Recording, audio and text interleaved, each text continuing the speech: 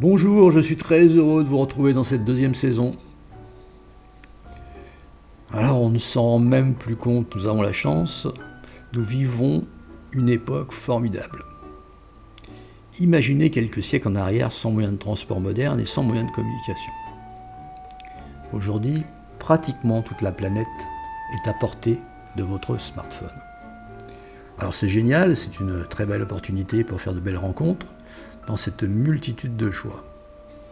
Seulement voilà, si les opportunités sont multiples, la recherche n'est pas chose facile et la méprise, les erreurs rôdent à chaque détour du chemin. Je dirais même à chaque détour du clavier. La performance des moyens de communication nous a naturellement contraints à privilégier la quantité à la qualité. Nous sommes complètement perdus dans cette course au like et nous n'avons plus qu'une vision superficielle des autres. Pourtant, trouver l'âme sœur fait partie de la vraie vie. Les réseaux sociaux nous font négliger les vraies valeurs et les contacts humains profonds. Nous avons malheureusement une vision superficielle basée sur l'apparence et les faux semblants. Et je ne vous parle même pas des faux profils. Et puis voilà, à frôler tant d'occasions, l'envie de sortir de la virtualité nous pousse à rechercher un partenaire pour de vrai. L'expérience que nous avons des autres, du passé, nous incite à la méfiance. Les rencontres sont souvent constellées d'erreurs, de méprise et de déception.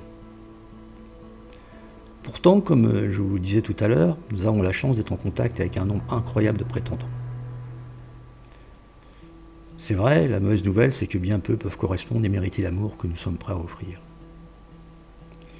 Puis l'amour n'est pas tout, le quotidien fait des preuves qu'il est beaucoup plus facile d'affronter à deux, pourvu qu'on ait fait le bon choix.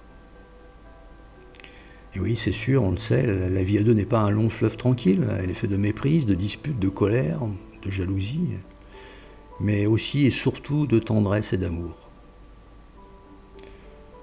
Vous êtes comme moi, vous pensez que les disputes et les désaccords sont naturels et nécessaires à la vie d'un couple, qui pourrait imaginer une vie sans la moindre stimulation, sans la moindre dispute. L'important est de partager des valeurs communes et d'aimer profondément son conjoint.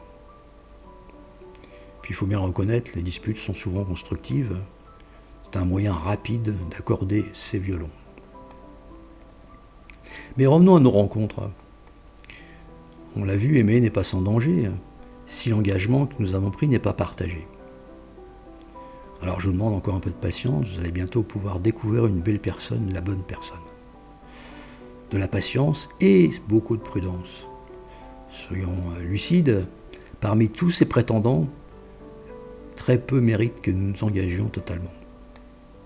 Pourtant, je peux vous le promettre, ils existent dans la foule et c'est vous qu'ils voudraient rencontrer.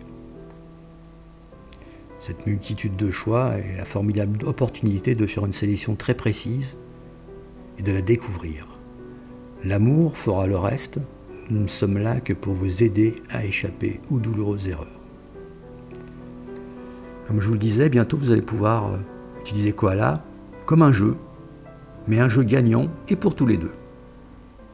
Vous disposerez également d'une belle longueur d'avance puisque vous allez savoir qui se cache derrière les masques. Parlons de ce masque ou ces masques. Porter un masque n'est pas malhonnête, c'est normal de vouloir montrer le meilleur de soi-même. Mais la vie en couple en est très différente. Et puis soyons prudents, derrière les plus beaux masques se cachent souvent des personnes toxiques que vous éliminerez rapidement, toujours grâce à Koala. Sinon, surtout dans les premières rencontres, mais plus tard également, vous devrez faire preuve d'indulgence et de délicatesse. Il est naturel de vouloir montrer le meilleur de soi-même dans des rencontres amoureuses et dans des échanges amoureux. Ce n'est pas de la malhonnêteté, sauf pour certaines personnes toxiques auxquelles vous pourrez échapper. Et puis vous devrez faire preuve aussi d'honnêteté envers vous-même. Nous y reviendrons souvent dans ce parcours. Nous allons vous exposer simplement le principe de fonctionnement des approches grâce à Koala. Comprendre le fonctionnement de Koala est un apprentissage qui va vous demander un petit peu de patience, mais vous allez vous prendre au jeu et vous l'utiliserez ensuite naturellement pour des échanges gagnant-gagnant et aussi pour aider les autres à mieux communiquer. Alors une dernière chose avant de terminer, ce parcours est évolutif, nous aurons l'occasion de le compléter régulièrement, vous en serez informé et ce parcours restera donc ouvert pour que vous puissiez profiter des dernières connaissances. Mais n'oubliez pas, il est strictement personnel. Voilà, à bientôt.